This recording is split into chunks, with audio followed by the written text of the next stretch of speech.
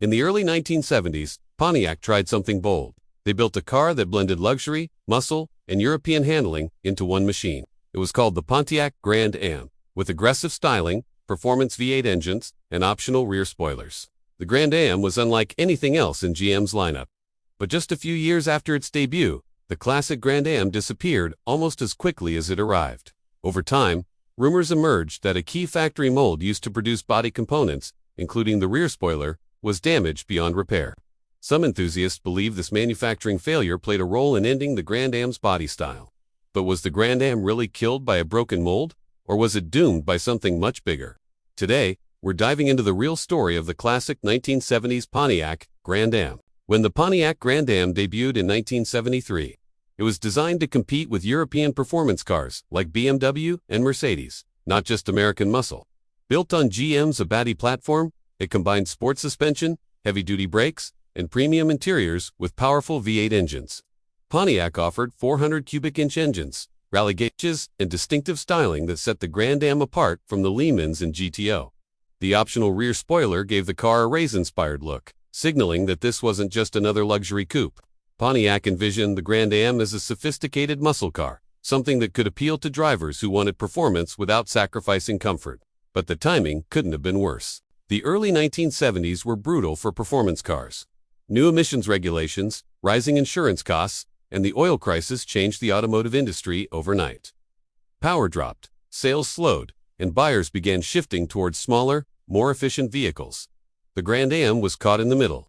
It was too sporty to be a luxury car and too expensive to be a traditional muscle car.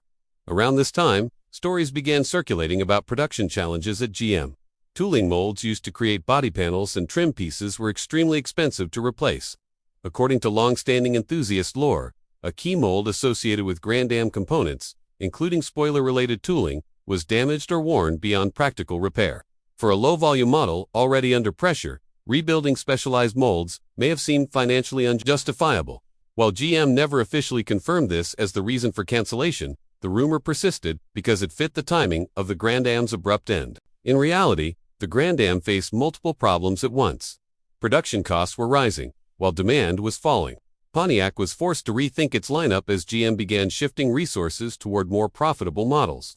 The Grand Am was built on a platform that was already aging, and updating it to meet new safety and emissions standards would have required major investment. At the same time, Pontiac was losing its muscle car identity as government regulations tightened. Compared to mass-market sedans and emerging personal luxury cars, the Grand Am was becoming harder to justify financially. Even if a mold had broken, it would have only accelerated a decision that was already looming. The Grand Am wasn't just a victim of manufacturing issues. It was a victim of an entire era coming to an end. By 1975, the classic Pontiac Grand Am was gone. In just 3 model years, Pontiac's ambitious European-inspired muscle car had vanished from showrooms.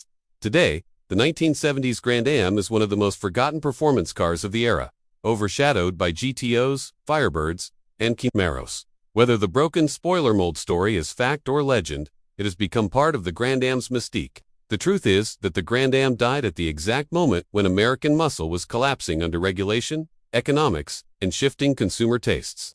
The classic Grand Am wasn't a failure. It was simply born at the wrong time. And that's what makes it legendary. If you love classic muscle, hit like, subscribe, and stick around. There's a lot more horsepower coming.